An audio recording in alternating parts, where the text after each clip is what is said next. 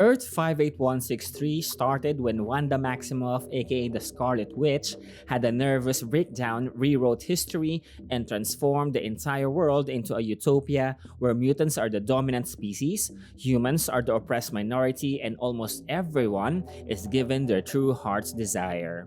Her father's dream has become a twisted reality where Magneto is lord and master of the ruling class, which is the House of M. Mutants, aka Homo Superior, are now the inheritors of Earth as they have rallied under the leadership of Magneto and won. The culture of the Homo Superior is now the dominant culture, and within 2 to 3 more generations of humans being bred out of society, it will be the only culture.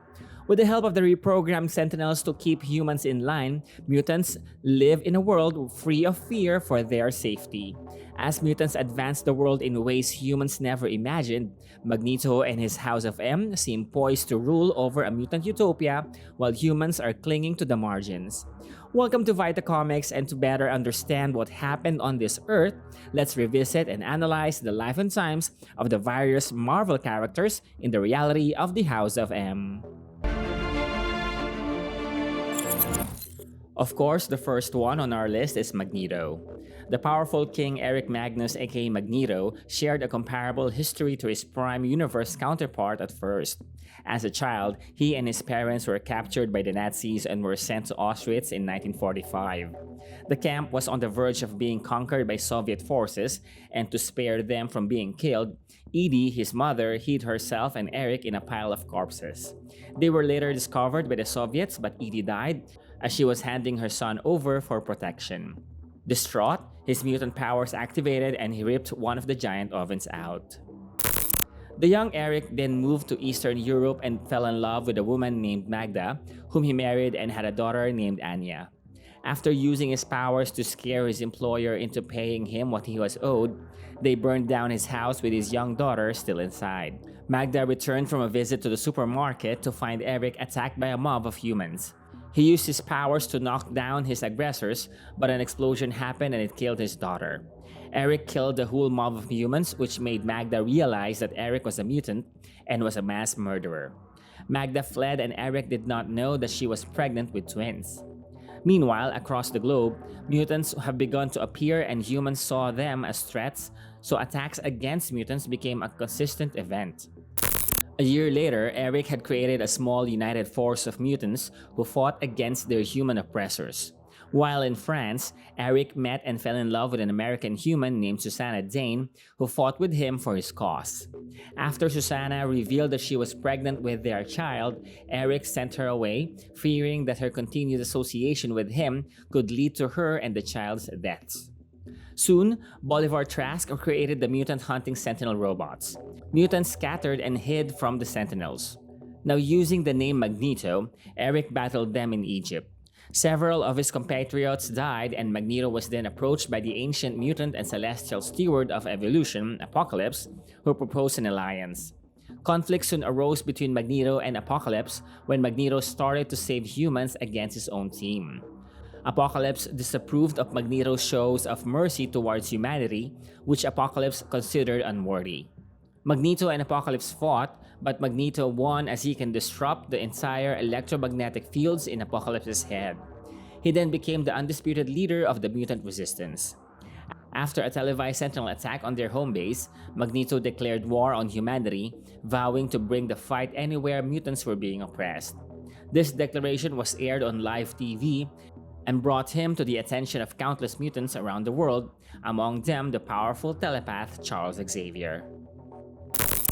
During the subsequent war, he enlisted the aid of all 3 of his children who are not yet aware of their relationships to Magneto.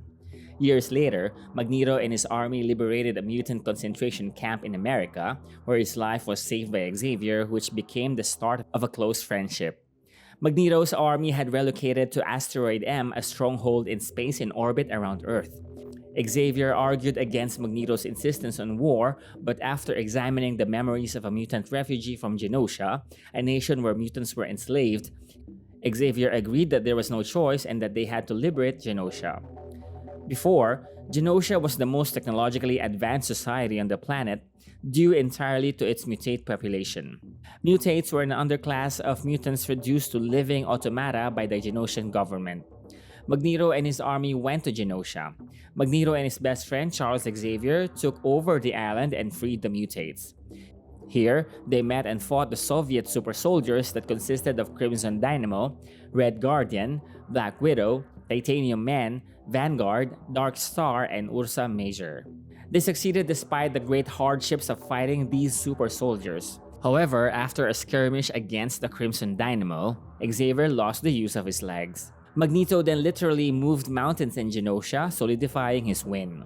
Genosha was emptied of humans and declared a new mutant nation. Eventually, Magneto converted the island into the capital of his ever-expanding mutant empire. Genosha then became the symbolic capital of Magneto's mutant kingdom.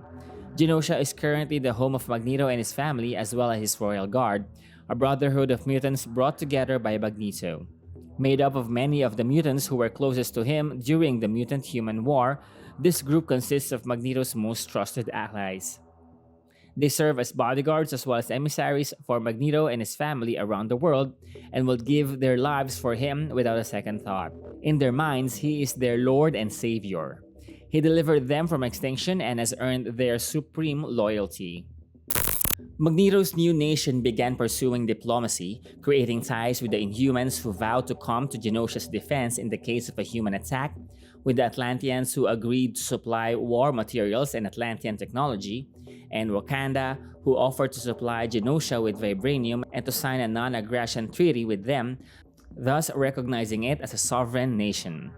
Anti-mutant sentiment continued to rise across the world, especially in America. Magneto chose to have a prominent anti-mutant activist by the name of Graydon Creed assassinated, which prompted a response by S.H.I.E.L.D. and Trask, who sent a special ops team to destroy Genosha led by Agent Barnes. They covertly attacked the palace at Genosha. They failed, but Xavier was killed by Bucky Barnes. This prompted Magneto to take the fight to the USA. Together with his fellow mutants, Magneto brought down the S.H.I.E.L.D. helicarrier and fought a final battle against the Sentinels in Washington with the aid of the human S.H.I.E.L.D. agent Carol Danvers, who had been supplying the mutants with information. The US attacked Genosha with missiles, but the missiles were stopped by Black Bolt of the Inhumans. The Sentinels were defeated and the President of the United States captured. Magneto and Genosha was now the world's premier superpower, with large parts of the world under his control as king. Magneto finally told the truth to Pietro, Wanda, and Lorna that they are his children, but they did not accept it immediately.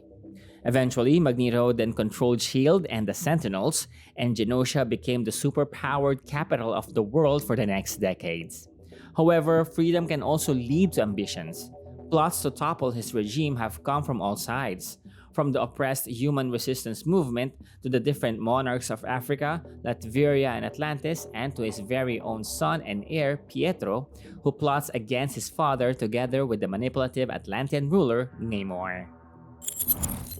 The weather goddess Ororo Monroe did not become Storm of the X-Men, but rather a queen of Kenya. She was born in New York City to her African mother, Ndare, and her photojournalist father, David. They moved to Cairo, but at the age of 5, her parents were killed when a plane crashed into her home. Ororo escaped the rubble and was taken in by a small gang of street urchins, then trained to survive on the streets as a thief. Ororo left Cairo during her teenage years and traveled south of Africa at the same time her powers were developing. She then became known as the Wind Rider, capable of ending droughts with the wave of her hand. Her legend grew across the continent, and T'Challa, the African prince of the nation of Wakanda, took notice. Ororo used her powers to save T'Challa's life from the first of many mutant attacks on the prince's kingdom. Ororo spent time in Wakanda following the attack and became very close to T'Challa. T'Challa eventually asked Ororo to marry him, but she refused him. Following the advent of Magneto's empire, Ororo decided to use her powers for the good of Africa. With most of Africa entangled in mutant-human civil wars, Ororo used her powers for peace, and after helping Kenya out of a deadly civil war, she was embraced by its people as their queen. Ororo was instrumental in Magneto's victory over the rest of Africa, except in Wakanda, and was key in making sure mutants and humans survived the conflict unharmed. After installing mutant leadership in Africa, Magneto allowed Ororo to keep her position as Queen of Kenya. Queen Ororo of Kenya has turned Africa into a world power. She has made it the world's breadbasket and continued to make it a peaceful place for humans and mutants to live. Her beliefs on mutants and humans have left her at odds with Magneto, and he has attempted to take steps to rectify that by suggesting his son, Quicksilver, to court her. Magneto sees the union as the next step towards world domination. While Quicksilver appears to be truly in love with Ororo and Ororo likes Quicksilver as a friend, it is clear that Ororo has some distaste for Magneto's rule and may be working secretly with T'Challa to change things on a worldwide scale together with other monarchs such as Namor and Doom. Ororo currently lives in the Crystal Cathedral in Mount Kilimanjaro. Charles Xavier was the son of a nuclear researcher, Brian Xavier, and his wife Sharon. His mutant abilities resurfaced shortly after his father died and his mother remarried. During an abusive act by his stepfather against his stepbrother Cain, Xavier mentally commanded his stepfather never to raise a hand to another human being again. In due course, he developed vast psionic powers, making him the most powerful telepath. After Magneto and his army successfully defeated the Sentinels, Xavier saw him on TV and met him at Marysville, California, while Magneto and his team were liberating mutants. Xavier went with Magnus in Asteroid M, where he mentioned that he believed in his cause but was concerned of his methods. However, when Xavier read the mind of Sophia, a slave from Genosha, he saw the tortures and suffering endured by mutants there. So he agreed to join Magneto in liberating Genosha. Charles became Magneto's most trusted confidant. Their first order of business was to take down the island of Genosha and to free its slave mutant population. The two were successful, but Crimson Dynamo destroyed the building where Xavier's team was in, and Xavier was badly hurt and then lost his abilities to walk. Despite that, Xavier still helped Magneto in developing Genosha into a powerful nation and helped him create partnerships with other monarchs. Xavier apparently died sometime afterwards. He was killed by Bucky Barnes when he and his team attacked Genosha under the command of Vice President Trask. In his last words to Magneto, he asked him to forgive them. A giant gravestone stands in Magneto's garden honoring Charles' death that says, "Died so that Genosha could live." In the fabricated world of the House of M, Steve Rogers survived World War II without being frozen and grew old. Together with his friends and the invaders, he led the Allied forces to victory against Germany, personally capturing Hitler and defeating the Red Skull. After the war, Steve went into the semi-retirement, agreeing to remain on hand in case the government needed him, but taking time off to marry his wife, Peggy Carter. In 1951, Rogers was called to testify before a committee on the mutant threat led by Senator Joseph McCarthy. Rogers was questioned on his association with known mutants Namor and Toro. Refusing to inform on his friends, Rogers publicly resigned as Captain America on the Senate floor. A few years after, Steve was able to pull some strings with his friends in the military and work in the Air Force and then became an astronaut. In 1955, aboard the Astro 5, now Colonel Rogers became the first man to walk on the moon. His controversial words as he took his first step on the moon, "This is one small step for man, one giant leap for peace between man and mutant kind," along with his liberal stance on mutant rights, would strain his professional reputation and his relationship with his wife, Peggy, an agent of S.H.I.E.L.D., leading to their divorce in 1957. During the rise of Magneto in the early 1970s, Steve spoke for equal rights for all people regardless of race, creed, or genetics, and he publicly criticized Magneto and his despotic rise to power. After a speech in which he compared Magneto to the likes of Mussolini, Stalin, and Hitler, Rogers was forced to resign from the Air Force. As time passed, Steve withdrew from the public eye. Many mutants believed he was never truly given the super soldier serum and that he was in fact one of the first mutants. With most of his friends and family dead and gone, Steve spent his time quietly alone in his apartment in Brooklyn. On his 89th birthday, a dinner was held in his honor. Though it was sparsely attended, old friends and comrades like Dum Dum Dugan and the son of Namor spoke in his honor. Steve reflected how this wasn't the world he had fought for during the war, but had finally come to accept the fact that the world simply hadn't turned out the way he thought it would. Namor Mackenzie is the ruler of the underwater kingdom of Atlantis and is considered as officially the first mutant hero. He first appeared in 1939 off the coast of Southampton, New York. Namor came across two humans in diving suits and seeing they were in danger, he assisted them to the surface. When Namor began exploring the surface world, he found a world at war.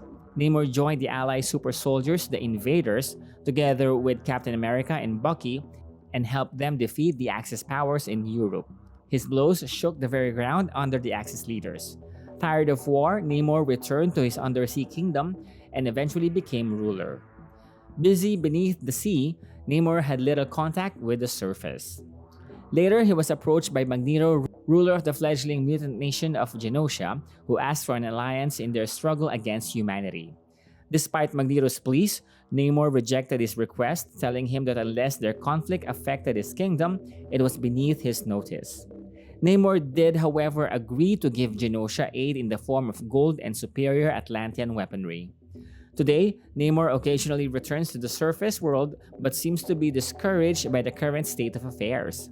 He deals with Magnus and his royal family from time to time, but it is clear Namor does not approve of the way Magnus rules the planet. It may be only a matter of time before Namor returns to the surface world and joins a new war, one against his mutant brothers and sisters. Namor possesses a high level of superhuman strength and durability and flight. While in contact with water, his strength gradually decreases according to the length of time he is out of water. Namor can effortlessly cut Magneto's force field with his bare hand. During the Second World War, James Buchanan Bucky Barnes helped Steve Rogers in many operations. They exploded Zemus Castle in the English Channel and fought with the invaders in Berlin, Germany.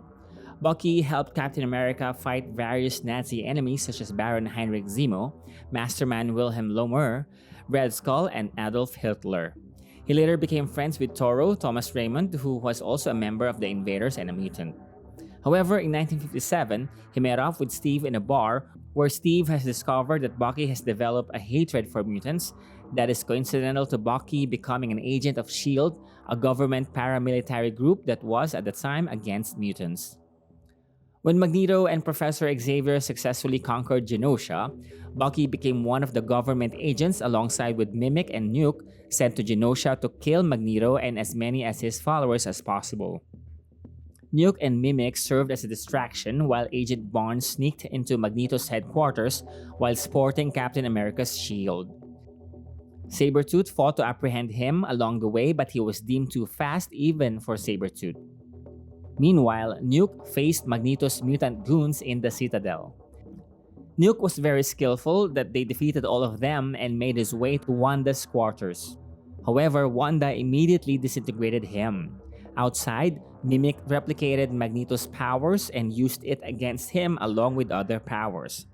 Magneto was quite challenged by Mimic's capabilities, but he is smarter, so he took a power inhibitor collar from Genosha's museums and clutched it onto Mimic, rendering him powerless and defeated. When Bucky faced the Professor, he was wearing a gadget created by the government that prevented the Professor from manipulating him. Bucky proceeded in fatally stabbing the Professor. He was also prepared to kill Magneto, as his spearhead, gun, and bullets had no metal. Ironically, Magneto killed him using Captain America's shield. Carol Danvers, aka Captain Marvel, was one of the best S.H.I.E.L.D. agents for years, but she was concealing her superhuman powers from the world. During the Mutant-Human War, Carol fought alongside her S.H.I.E.L.D. friends but did not reveal her powers for fear of their reaction to her. This prejudice led her to become a spy for Magneto's cause during the darkest days of the war. She would retrieve various information from S.H.I.E.L.D. about the Sentinels and the US government and deliver it to Magneto. Following Magneto's victory, Carol was granted an honorary status as a mutant hero. Magneto even named her Captain Marvel, the champion of mutants and humans around the world. Currently, Captain Marvel is perceived as the most popular superhero in the world despite her lack of mutant genes. Some perceive this as a world rooting for the underdog, while others in the mutant community view it as a warning sign. The human race may see Carol's abilities as a sign of hope for themselves, a chance to become a something more. Regardless, Carol is reveling in her status as the world's greatest hero, mutant or not. Carol Danvers possesses superhuman strength, enabling her to lift press 50 tons under optimal conditions. In addition, Captain Marvel has superhuman durability, the ability to fly, and can absorb and channel energy. Like many versions of Captain Marvel, Carol Danvers got her powers from an alien race, and in the House of M reality, Professor Xavier has helped her contain it and keep her sane, which is one of the reasons she joined Magneto. Warren Traveler, through the use of a time spell, would frequently attack Captain Marvel. She thwarted his last attack by throwing a cat at him. Tony Stark's brainpower and business savvy have made Stark Enterprises one of the biggest corporations on the planet, making him the world's most successful human or sapien. But he's just that, a sapien, and in a world run by mutants, a sapien can only go so far. Born to Howard and Maria Stark, the heads of the powerful business conglomerate Stark Industries, Tony Stark grew to be an imaginative and brilliant inventor. He worked side by side with his father from an early age and surpassed his father's technical brilliance by the age of 16. Tony also owes much of his success to his father, Howard Stark, who continues to aid and advise him in the running of Stark Enterprises. For all his success, Tony has never really stepped out of his father's long shadow, as Howard still treats him like a child.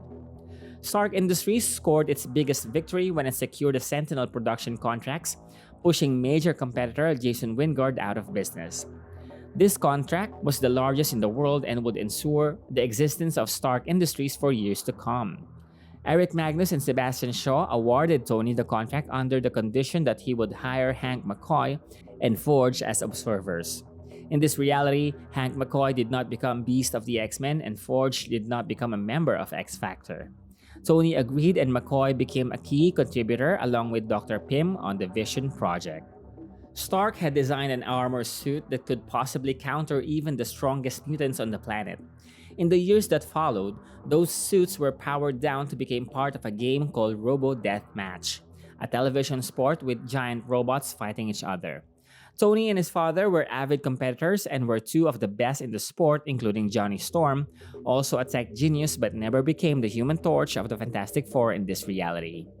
Tony secretly worked on a special project beneath Stark Industries, a brand new suit of high-tech armor he planned to use as his new Robo Deathmatch suit. The new armor provides superhuman strength and physical protection for Tony Stark, jet boots that allow him to fly, and a variety of weapons including repulsor rays, pulse beams, missile launchers, lasers, and flamethrowers. The unibeam in the center of this chest can emit various types of light energy, and the helmet contains communication devices, scanning equipment, and recording devices. It can also project images. Tony's life begins to crumble when he and his father learn that a Stark Industries scientist, Dr. Henry Pym, has been mapping the mutant genome, an act forbidden by the regime of House of M. After Tony orders Pym to cease his research, Pym disappears. When Tony tells Howard about the situation, Howard scornfully dismisses his son, telling Tony that he lacks the will to do what needs to be done. In an effort to track down the rebellious Pym and salvage his self-respect, Tony dons an enhanced Iron Man suit.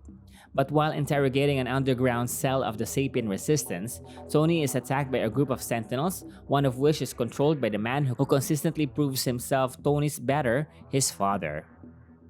After Tony destroys the Sentinels, he finds himself surrounded by news video bots, and the mysterious Iron Man is proclaimed a new Sapien revolutionary in the evening news. Tony's actions have led to new repression. The House of M is now putting suspected Sapien rebels into detention camps. But Tony himself is off the hook for the time being. He is visited by an envoy from the House of M who believes that Johnny Storm is Iron Man. The envoy pressures Tony into signing over his company's vision technology to help deal with the threat. Later, Howard confronts Tony, accusing him of ensuring the deaths of millions by signing away the technology. He tells Tony to destroy the Iron Man suit. When Tony descends to a secret lab, he discovers Johnny trying on the Iron Man, who has figured out that Tony is Iron Man and wanting to join the fight. Tony is reluctant, but in a news report, he catches a glimpse of Henry Pym in a crowd of internees at a detention camp. Wearing their armor, Tony and Johnny attacked the Sentinels guarding the detention camp and rescued Pym, who planted mutant-killing bombs everywhere. In the House of M, Henry Pym did not become the Ant-Man and became a very smart terrorist. Henry Pym's wife, Maria Travaya, was killed during the early days of the Mutant-Human War when a Sentinel slammed into the plane meant to take her home to Hungary for a visit. Pym mourned in solitude for months until he was contacted by Tony Stark, an old colleague and the owner of Stark Industries. With no place else to turn, Pym accepted his job offer. Pym is currently working on the Vision Project for Stark under the watchful eye of mutant researcher Dr. Hank McCoy. Lately, Pym has become more and more obsessed with the mutant gene and how it differs from that of normal human beings. He has even begun to conduct experiments in secret in an attempt to isolate the mutant gene. These experiments are considered illegal because of the dangers their discoveries may pose to all of mutant kind. With the ability to find the cause of mutation, many believe there may be a way to reverse its effects. Pym's mood swings and eagerness to discuss illegal experiments have caused others to be concerned, including Stark, McCoy, and even Otto Octavius, a representative of the US government. Pym then created mutant-killing bombs, then planted them on different locations with concentrated mutant traffic. His bombs are very effective in quickly killing mutants and not humans. It triggers a mutant genetic meltdown. Jarvis tracked the bombs, then Tony and Johnny tried to fry all of them, but they needed more help. Luckily, the media was covering Iron Man, so he announced on live TV the locations of the bombs and asked the public to help in defusing any nearby bombs. They and the public were successful, but Magneto inadvertently killed Howard Stark, thinking he was Iron Man, blaming him for the bomb. It was later revealed that Pym is actually a Skrull named Kriti Null. Instead of fighting Magneto during the Mutant-Human War, Victor Von Doom offered to fight by his side. Realizing that mutants were obviously the next step in human evolution, Doom wanted to be on the winning side of the war, and he was. Doom became Magneto's most successful ally. Although neither of them truly trusted each other, each man respected the other's powers and abilities. After the mutant victory over the humans, Doom took over the nation of New Latveria, one of the most powerful and prosperous nations on the planet. He eventually married his childhood sweetheart and love of his life, a Latverian woman named Valeria, and adopted a young Latverian child named Christoph. He also has a doting mother and a legion of loyal servants. His wealth is beyond reckoning and power that is almost absolute. The space crew of Reed Richards had a radiation accident, and their spacecraft arrived on the waters of Latveria and into the hands of Von Doom. The crew, consisting of Reed Richards, Susan Storm, and John Jameson, were all dead, but their corpses were strangely disfigured. Only one survived, and it's Benjamin Grimm, whose body was turned into a group of rocks, which also gave him super strength. Acknowledging the rise and dominance of mutants in society and his discovery of the cosmic rays irradiated bodies of Reed Richards and his space crew, Doom discovered a way to advance himself by combining mysticism, technology, and cosmic rays from the discovered bodies. By doing this, Doom empowered himself and those closest to him, resulting in the creation of the Fearsome Four. Doom created a liquid metal he could use as a body armor and manipulate into weapons. Valeria became the Invincible Woman with powers of telekinesis. Christoph became the Inhuman Torch. He can generate mystical hellfire and use it for powerful attacks. Doom also recruited Benjamin Grimm, the only survivor of the crashed spaceship, to serve him as the monstrous It. These four powered individuals became the Fearsome Four. They are this Earth's counterpart of the Fantastic Four. Doom's body can be coated in a liquid metal which was created from a mixture of technology and mysticism. He can form his limbs into various weapons, mostly consisting of blades and axes. His metal body provides him with a form of superhuman durability, thus making him impervious to injury to a certain extent. His metal body also provides him with a form of superhuman strength.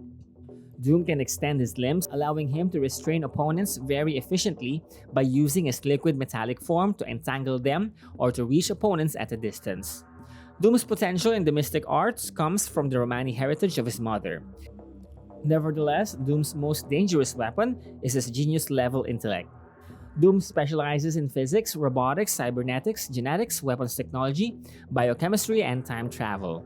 He also has natural talents for leadership, strategy, politics, and manipulation. Queen Valeria von Doom, the Invincible Woman, can create force bubbles and has minor molecular control. Valeria can convert her body into mystical substance that is similar to the mystical shadow constructs. Valeria is able to utilize her generated mystical shadows to enable her to simulate telekinesis. She is the loving wife of Doom but would always flirt with Magneto. The mother figure of the Fearsome Four, she has no problem transforming from loving mother around Kristoff to sadistic killer when her family is threatened. Kristoff, the Inhuman Torch, is a spoiled but loyal adopted son of Doom, and he likes to party. As the only son of the world's most powerful human, Kristoff looks at himself as something more than human. Victor loves his son dearly and is grooming Kristoff to one day succeed him.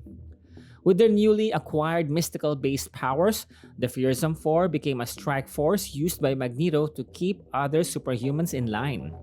It is a position that Doom would prefer not to serve as, but with the amount of mutants in the world and the power Magneto has over them, it will be unwise to lash out in frustration, especially with no concrete plan laid out for victory. The Mole King reminded him that despite his position and massive powers, he is still a human caged by the House of M. Despite their ruthlessness, the people of Latveria love the Fearsome Four.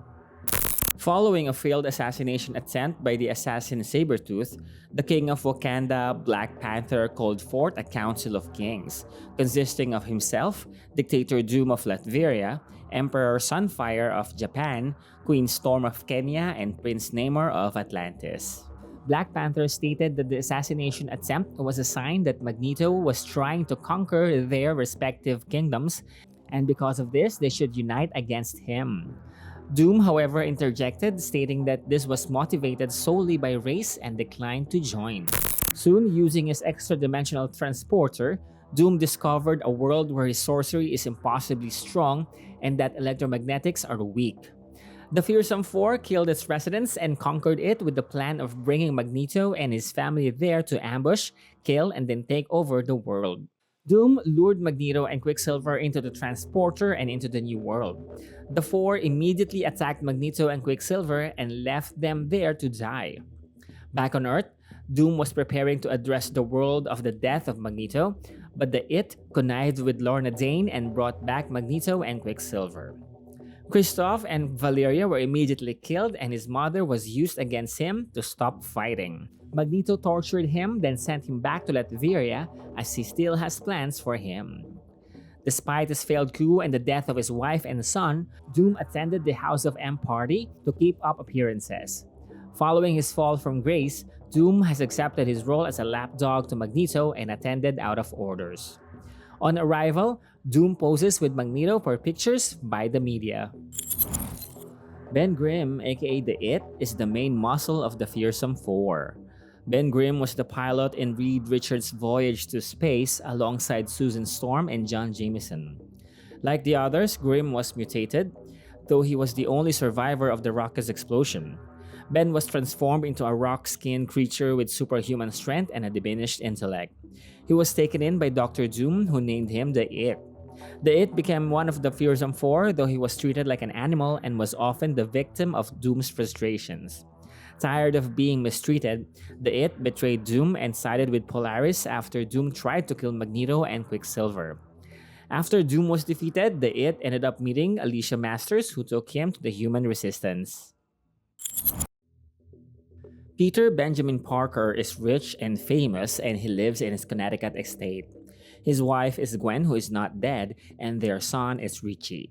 He is a celebrity and idolized by mutants. However, this Peter has been shown to suffer from a guilt complex brought on by being subconsciously aware that the life he is living is not the one he should be, possibly because of his spider sense. This has manifested itself into causing him to purposely sabotage his own life, going so far as to assume another identity to expose his own secrets. During this time, his behavior was so erratic that he even asked his wife not to let him near their child as he feared harming him. Like many versions of Peter Parker, he was orphaned at the age of 6 and left in the care of his elderly uncle and aunt Ben and May Parker.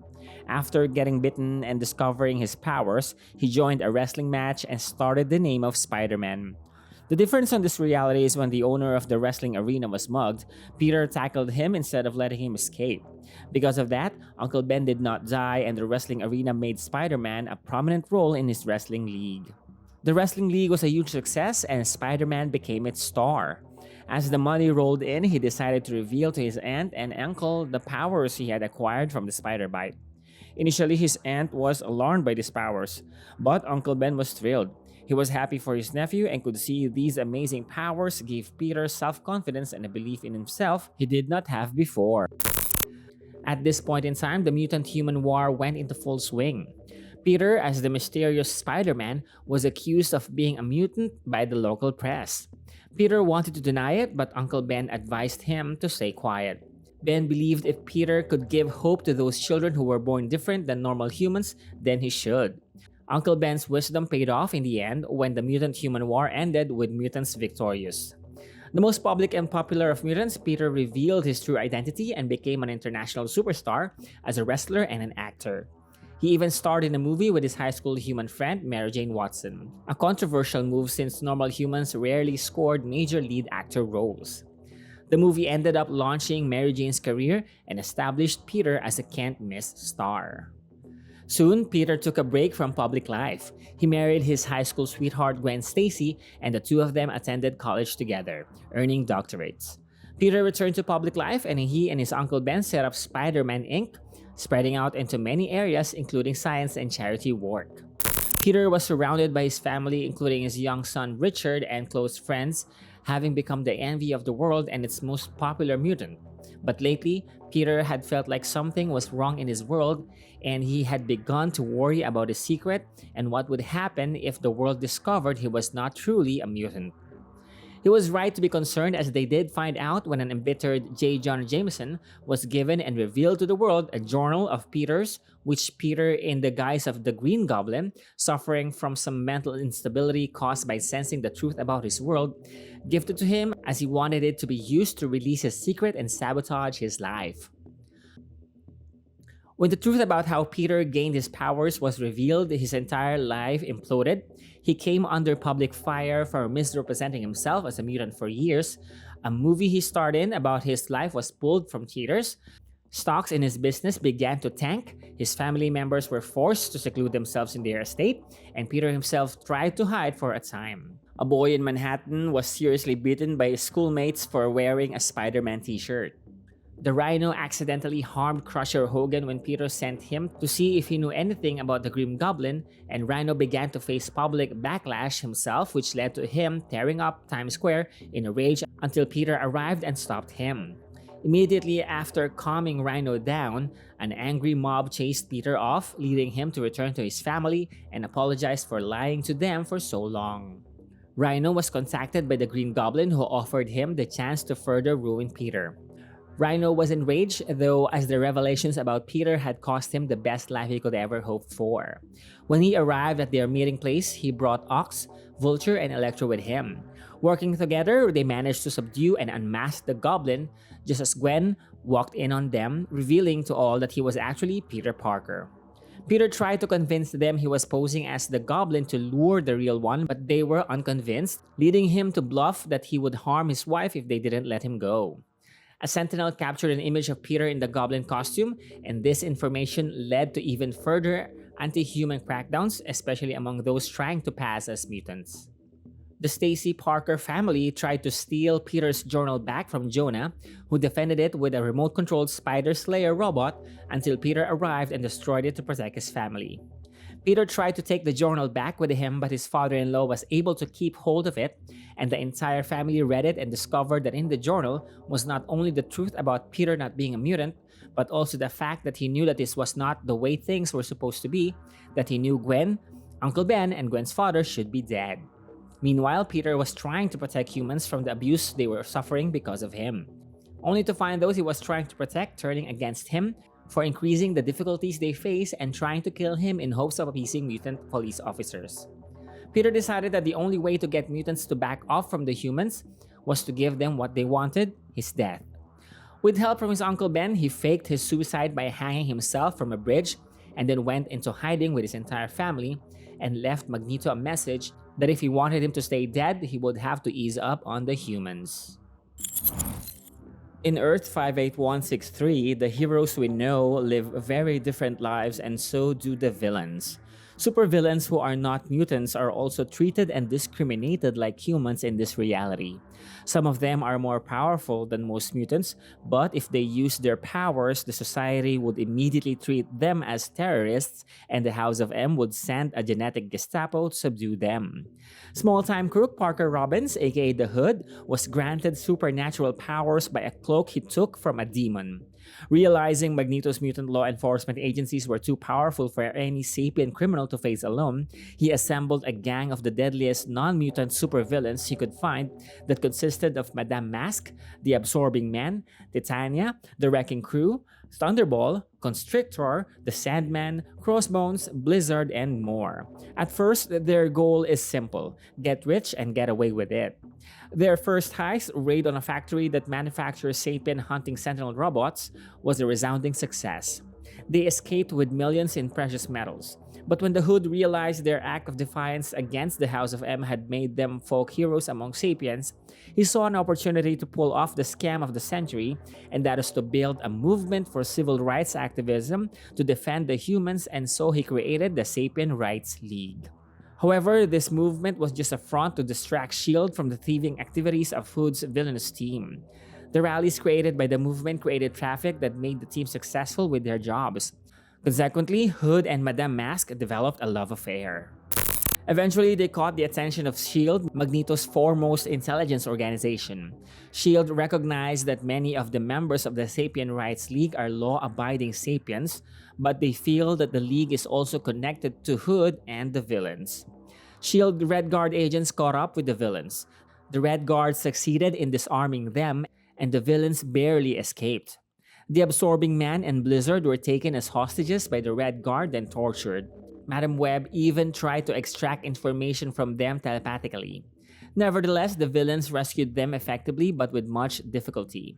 The Hood realized they were too vulnerable in the US and thought of obtaining their own country. So they went to Santo Rico. In Santo Rico, populations of sapiens were waiting to be liberated from the tyranny of the mutants Jeffries brothers. The Hood and his cohorts tore down the regime and established themselves as their leaders. Although they were guided by avarice rather than altruism, the action sent out an effective message to the sapient masses. Magneto was not invincible. The villains became even richer and all felt like winners more than ever. However, someone as powerful as Magneto would not stand for being replaced for long. Thus, the full force of S.H.I.E.L.D. agents riding the helicarrier and a squadron of modern Sentinels attacked Santo Rico. The Hood and most of his teammates died fighting the S.H.I.E.L.D. agents. Some S.H.I.E.L.D. agents were hurt, but eventually House of M won the whole battle. Only Titania survived, and she continued the advocacy of the Sapien Rights League. As Emperor Sunfire, Shiro Yoshida sustained a delicate balance in dealing with the politics of Earth 58163, aka the House of M reality. He assisted fellow Monarchs Storm, Namor, Black Bolt, and the Black Panther when they asked for his help to fight the cronies of Magneto. However, his regime was also enmeshed with Project Genesis, a research endeavor illegally conducting experiments on humans attempting to give them superhuman powers. Emperor Sunfire claimed that the project's goal was to transform organic waste into food for the poor. In reality, this project was enforced by S.H.I.E.L.D. to make baseline humans into mutants and to force evolution. A sapient terrorist group in Tokyo discovered this project and planned to destroy it. The Hellions, a junior Red Guard team consisting of young mutants, investigated on the terrorist group, but excluded Noriko upon knowing that her father was the leader of it. Noriko's father, Seiji Ashida, was the closest sapient advisor to the Emperor. When Noriko's power kicked in, his father hid her abilities and denied Noriko's greatness. Angered by the deception, Sunfire took Noriko and punished Seiji, then Sunfire practically raised Noriko. Noriko obtained the help of the young recruits of the New Mutants Leadership Institute to go to the terrorist group's hideout. Noriko faced Seiji, where she learned the truth about Project Genesis and Sunfire's connection to S.H.I.E.L.D.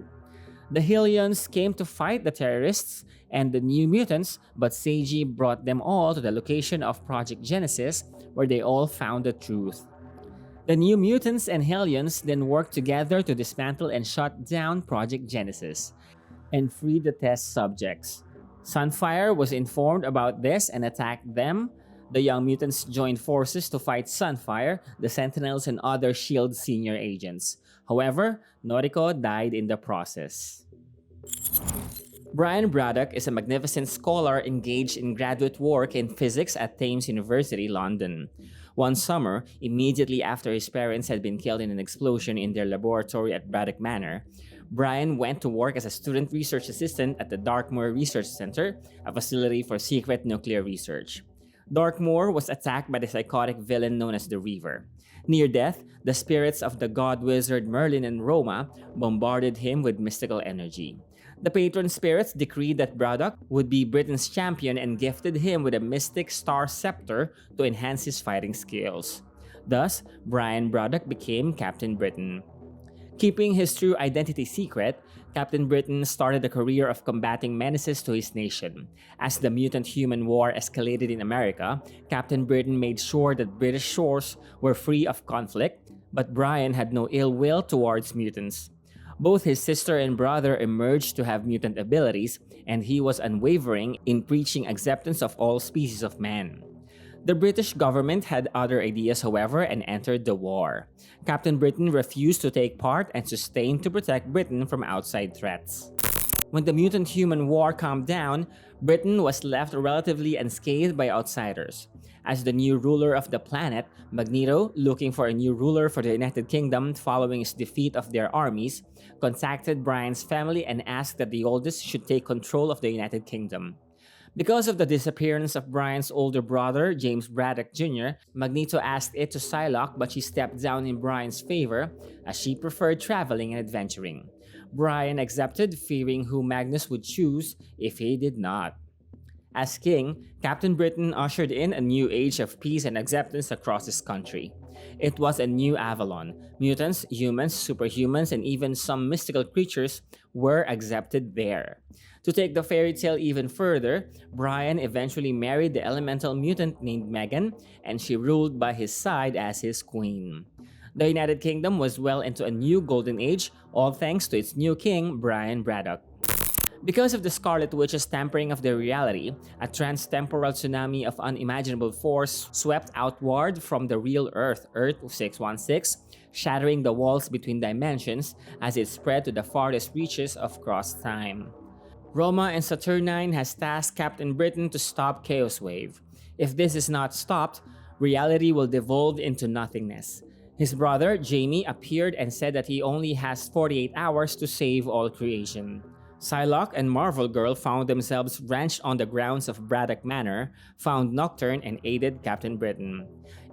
In a misunderstanding brought by the Marauders, the Sentinels attacked the Braddock Manor, but Queen Megan was brilliant enough to fight them.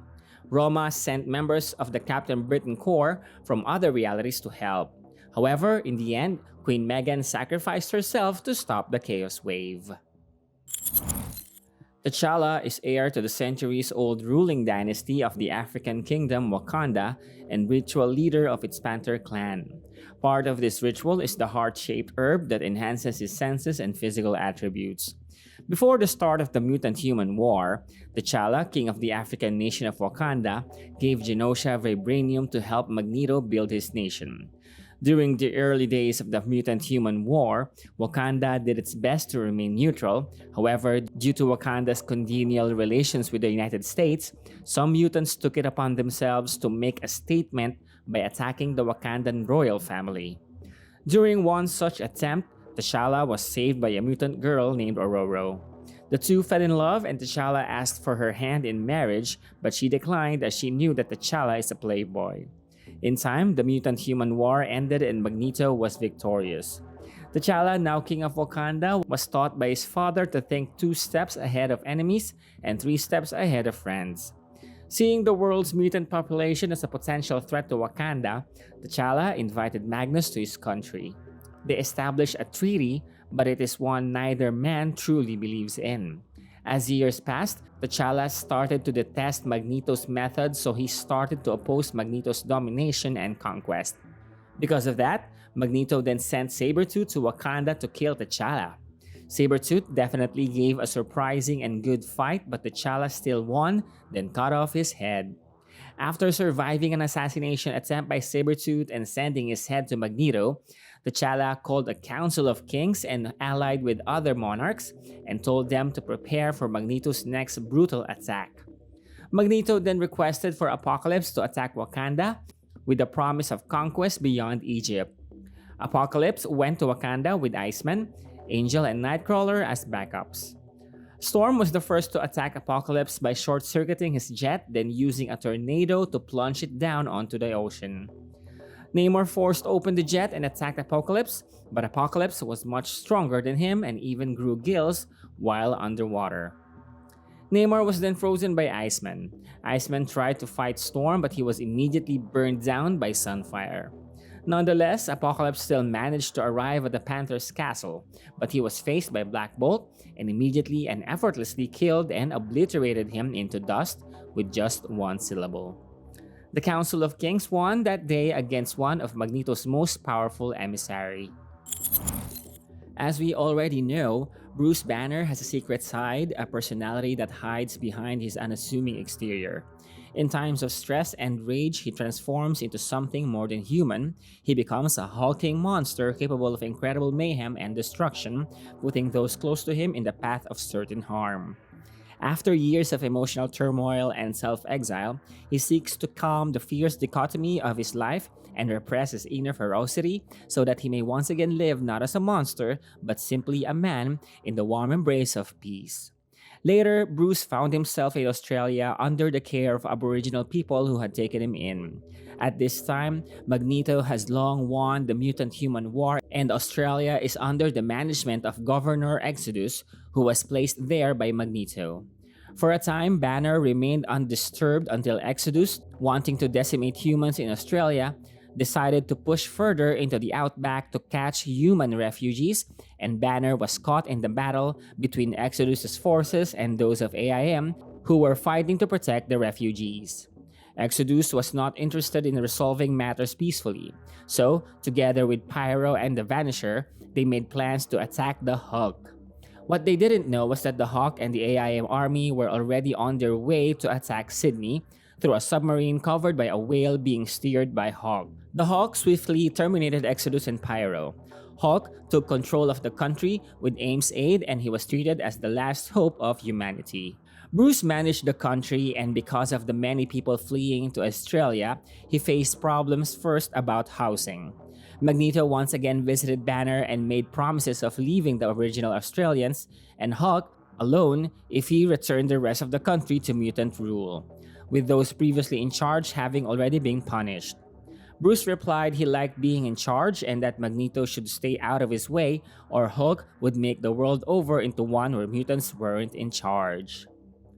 The word spread around the world that Australia is under the management of the Hulk and is accepting human refugees despite Magneto's propaganda against it. People would risk everything to go to Australia and flee Magneto's regime. Betty Ross and Glenn Talbot fled to Australia to escape Magneto, and after meeting the Hulk, he took her to his home and the pair spent a few hours together until they were visited by Glenn and his new friends who are secretly members of Magneto's Red Guard. The Red Guard had been sent to capture Betty and Glenn, and in the ensuing fight, they were able to get the inhibitor collar that Glenn had stolen on a depowered Bruce, and Betty was seemingly killed by Arclight. This angered the Hulk, who was able to resist the collar and transformed, then attacked each of the Red Guard, either knocking them out or killing them. In House of M, Nathaniel Essex, aka Mr. Sinister, is still a weirdly powerful eccentric geneticist, but is now worried by the fast advancement and speedy evolution of the mutant DNA because of Magneto's regime over the planet. Sinister is a seemingly nicer man living on a farm, and he was raising Cable, who is an infant. He made the baby Cable through in vitro fertilization and getting a pinch of genetic material from a young man in Hartford and another material from a mystery woman while carefully mapping mutant genome potential. He admits to have a familial bond to Cable. He created the child to become the lifeline or link between all that has been and all that can be. He has spent several lifetimes predicting how genetics will shape mankind. In his laboratory, he can access tens of thousands of DNA samples while using his Tesseract conduits for instantaneous transport to anywhere. Lucas Bishop remembers little of his past. During the early days of his career, Bishop was critically injured chasing down a mutant criminal named Fitzroy, escaping into Hell's Kitchen. After months of rehab, Bishop returned to his rightful place on the mutant-filled New York police force. While he has been an exemplary officer since his return, his superiors have noticed his obsession with researching his past. Oddly enough, Bishop's records are missing, and with no known family in the area, it seems possible Bishop may never discover where he truly came from. As mutants' reign spread all over the world, the relationships between mutants and humans became more intense. One of the fastest cities to become mostly mutant was New York. When the Sapien League, an anti-mutant group, targeted Daniel Kaufman, New York's most celebrated entrepreneur, Bishop was chosen to be his bodyguard. When the Sapien League attacked them in Siegfried Theater, Bishop and his human partner Ortega and the Sentinels fought the terrorists. On TV, Ortega became the hero, but he also became the target of the Sapien League. Bishop is a mutant with the power to absorb energy, either ambient energy or that directed towards him, and to protect that energy from his body in the form of concussive blasts. Bishop can also store absorbed energy within his personal reserves, whereupon the energy increases his strength and recuperative abilities as well as affording him a measure of invulnerability. Sashenka Popova was the leader of the anti-mutant terrorist group called the Sapien League, an offshoot of the human resistance movement. The Sapien League has made many attempts to assassinate mutant celebrities in public places. The root of her anti-mutant sentiment was attributed to the death of her sister, who was seduced and abandoned by a mutant and left pregnant. Her mutant child ate its way out of her womb during childbirth, killing the mother. Sashenka allowed herself to be transformed into a mutant-like form, complete with a cybernetic arm, in order to continue her vendetta against mutant kind. She was tasked by Kaufman to kill Ortega. She failed, so she was destroyed immediately by Kaufman's men. The Supreme Headquarters International Espionage Law Enforcement Division of S.H.I.E.L.D. was established to become a global intelligence and peacekeeping organization devoted to protecting the nations and people of Earth from all threats to its security. Under Director Nick Fury, S.H.I.E.L.D. was very good at its job. Unfortunately, part of its mission was to contain the increased threat from the mutant population, which led Nick Fury into direct conflict with the man who would rule Earth, Magneto. Following Magneto's victory, Fury was branded an outlaw and went into hiding. Under the command of Sebastian Shaw, S.H.I.E.L.D. is completely loyal to Magneto and his beliefs. They work with him to keep the dominant mutant population of the planet in control. Using a combination of mutant agents, human agents, and sentinels, S.H.I.E.L.D. is an example of the New World Order established by Magneto and his victory over those human oppressors who wished mutant kind destroyed. The Red Guard, led by Agent James Howlett, codenamed Wolverine, is the agency's top strike force. They were formed as part of Magneto's reorganizing government association after the defeat of the Sentinels. The Red Guard consists of Rogue, Toad, Nightcrawler, Jessica Jones, Mystique, Madam Web, Sabra, Miramax, Diamond Lil, Sasquatch, and Marrow. Let's try to see who they are. First stop on the Red Guard S.H.I.E.L.D. agents is Wolverine. James Howlett is a mutant who has been alive for over a century due to his ability to heal from most injuries. He has immunity to poisons and most drugs, an enhanced resistance to diseases, and an extended lifespan due to slowed effects of the aging process. Over the years, James' mind has undergone numerous traumas, including scientific tampering by clandestine organizations, which have made it impossible for him to remember his true past. What he was left with was bits and pieces of memory, and no way to tell when and if many of the events actually took place. What is clear is that prior to the Mutant Human War, James, codenamed Wolverine, was a key operative in the SHIELD organization. Trained by some of the best military men on the planet, including Nick Fury and Frank Castle, Wolverine was used in only the most covert of operations. Because his superiors knew of his mutant nature, he was kept away from the Mutant Human War. It was only when the war was all but lost that his superiors decided to brainwash Wolverine into carrying out an assassination attempt on the mutants' leader, Magneto. The mission never took place. With mutants victorious, SHIELD was temporarily shut down. James was released from his solitary quarters and discovered a brave new mutant world. As SHIELD was restructured by its new director, Sebastian Shaw, James, now named Wolverine, was placed in charge of a special squad of mutants known as the Red Guard. It was here he met his current lover, Mystique. The Red Guard has been used almost exclusively to hunt down human terrorists and superhuman threats. It has been more than up to the task with a 100% success rate. With family and friends and a new place in the world, James was finally content. Wolverine became S.H.I.E.L.D.'s most celebrated operative. Along with his partner, Raven Darkholme, aka Mystique, he carries out the most dangerous missions for Magneto's ruling government without fail. Unfortunately, things have changed. Wolverine has begun to have nightmares, causing him to question his own life and the world itself. He has attempted to drown these with alcohol and painkillers, but this has proved unsuccessful. Wolverine's actions have been erratic, even reckless, and they've raised the suspicions of his superior, Colonel Shaw. After an attack on an American embassy that caused deaths of several dignitaries and the theft of a new Sentinel, Shaw calls in Mystique to find out what she knows. Shaw believes that Wolverine colluded with the terrorist leader Nick Fury, who was believed dead before his involvement in the attack was revealed.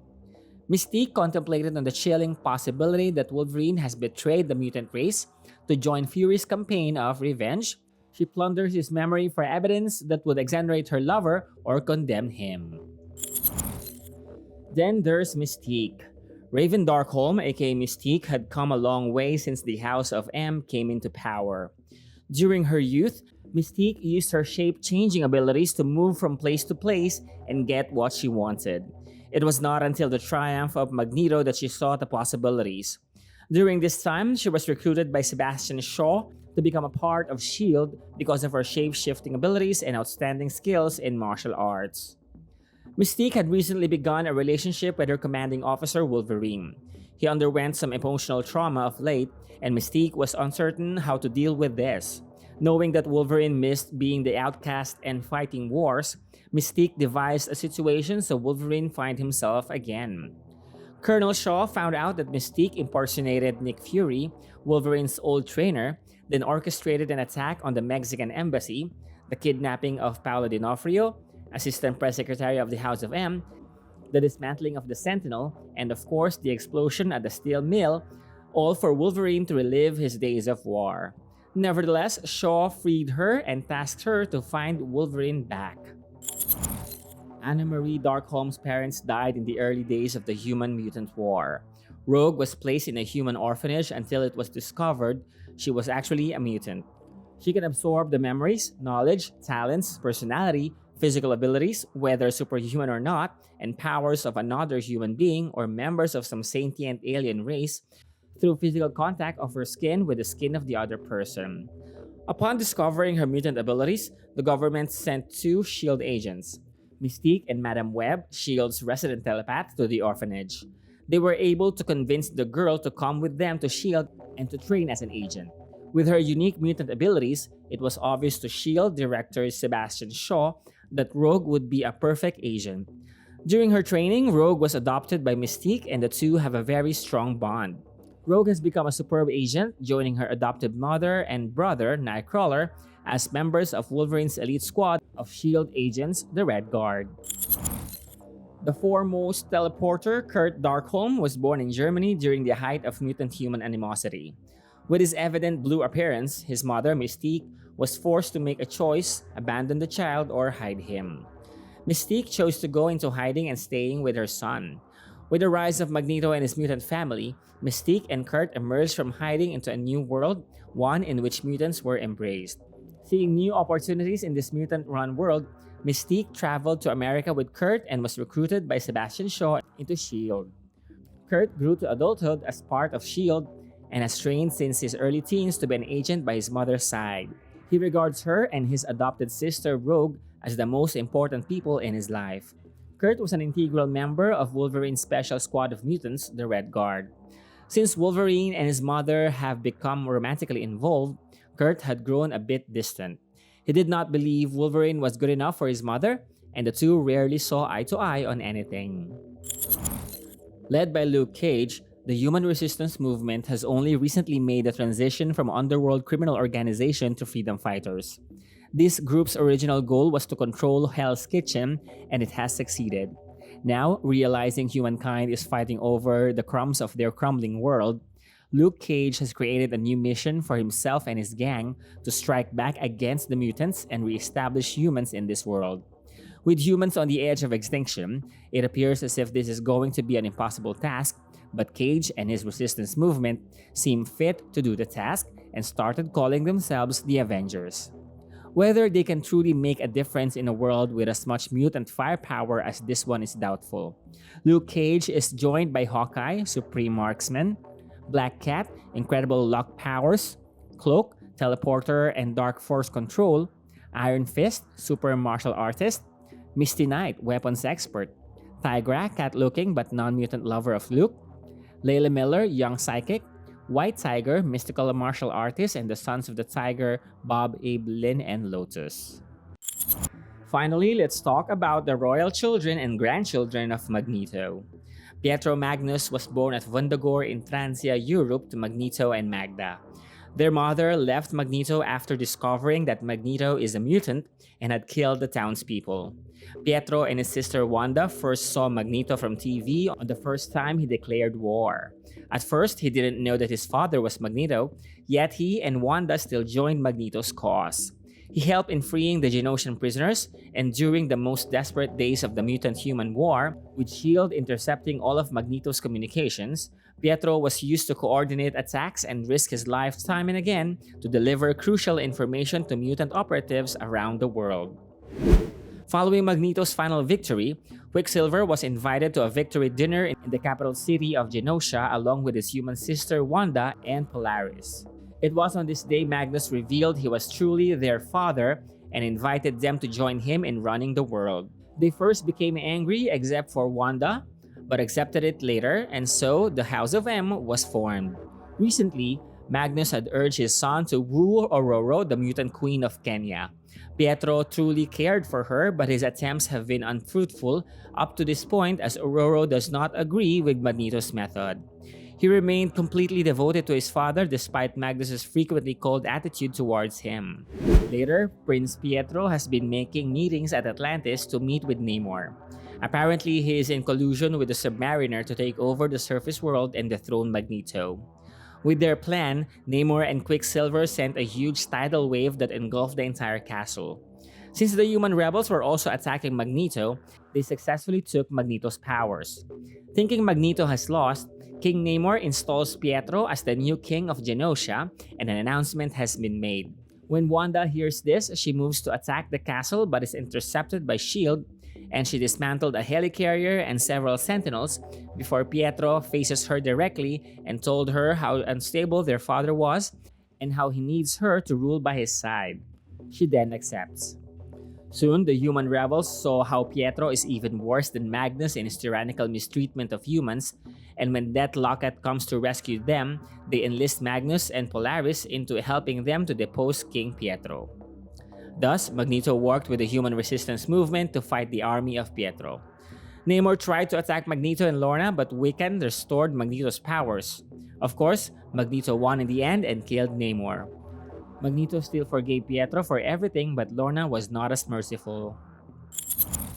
In the reality that she has created, Wanda Magnus has chosen not to be a mutant. Born as the twin sister of Quicksilver, Wanda rarely appeared in public and Pietro is extremely protective of his sister. Little is known about the daughter of Magnus, which is why she is a constant fodder for the tabloid press, a situation which irks Magnus to no end. Wanda has children, but outside of the royal family, it is unknown who the father is. Some believe one possible father could be the popular television star Simon Williams, known as Wonder Man, but that is merely speculation. Many believe it is because of his daughter's human genes that Magneto has been so merciful to the lesser race that attempted to enslave his people. Despite everything, Wanda has been shown to be the most caring and most calm among Magneto's children. She has her heart for every mutant. However, one night, during a stealth attack by Bucky, Mimic, and Nuke on the Genosian Palace to kill the Magnus family, Frank Simpson, aka Nuke, successfully defeated the Brotherhood guarding the palace and entered Wanda's quarters. For an instant, Wanda revealed her true self and cursed Nuke for being ungrateful as she has given him intelligence in this reality. Wanda disintegrated him and removed him from Earth 58163. In the second volume of the House of M, released in 2015, Wanda has been shown to have developed her powers of mysticism and reality alteration and was showing it to the world. She can fight the entire Red Guard army by herself. Her children, Wiccan and Speed, have grown up as teenagers, powerful yet benevolent.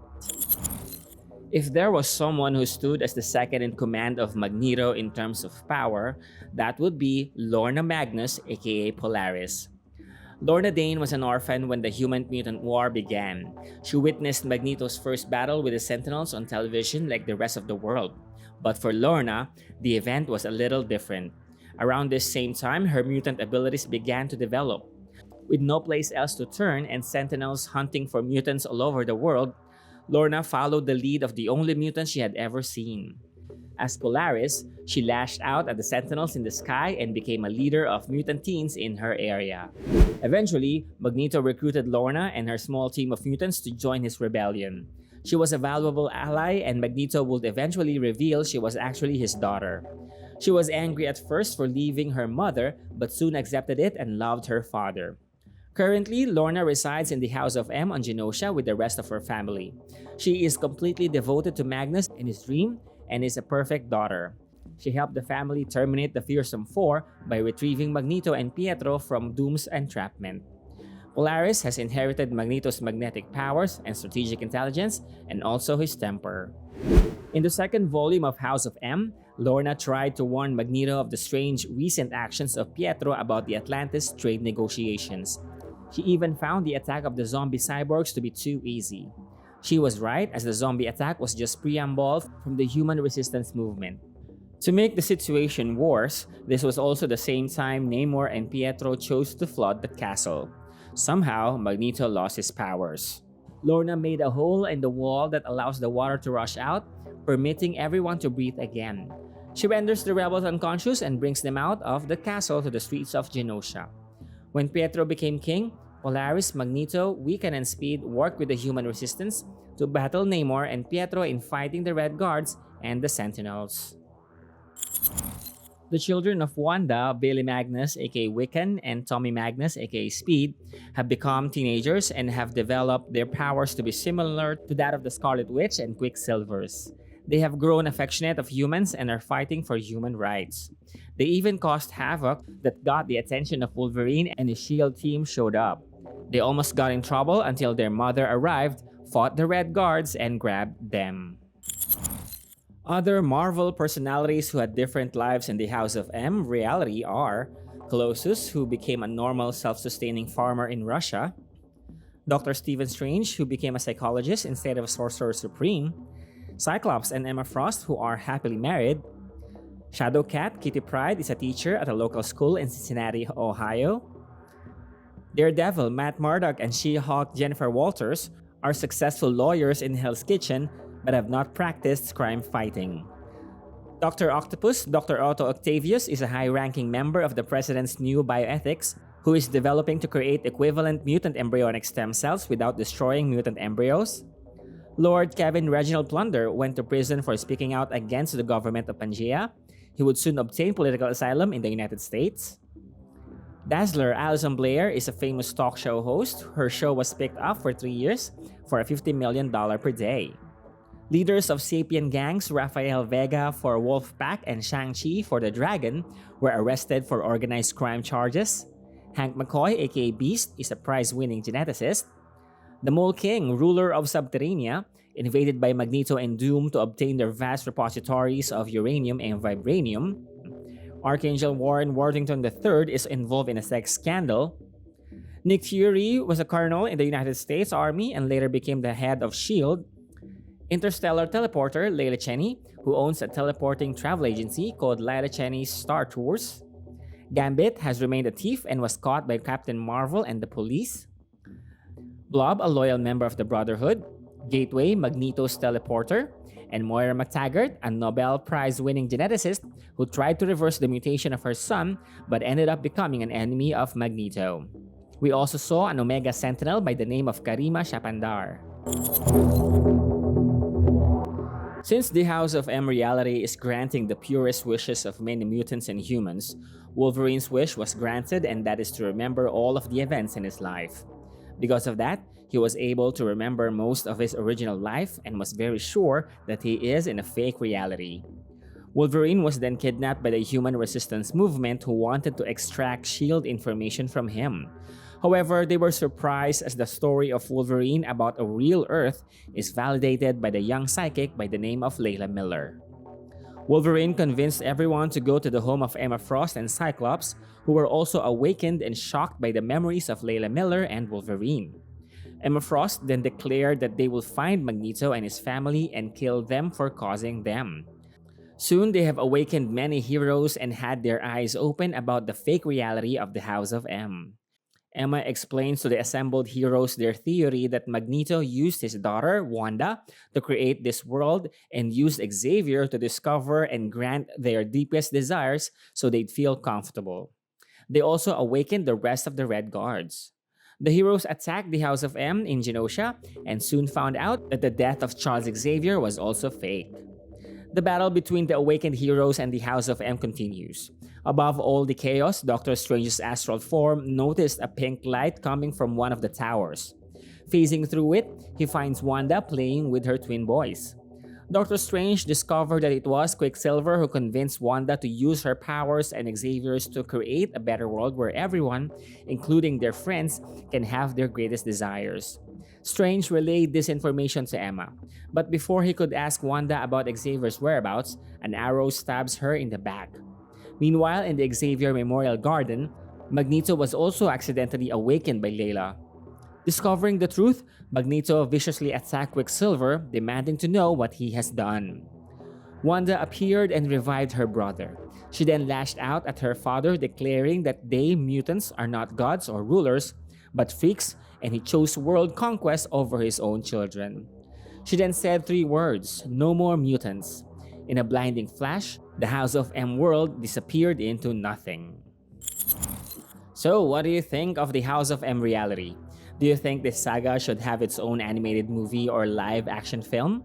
Personally, this is my favorite Marvel universe so far, as this is the most emotional and most vulnerable depiction of Magneto and his family. What's your favorite Marvel universe? Do you want us to feature it here in Vita Comics? Let us know what you think and don't forget to subscribe.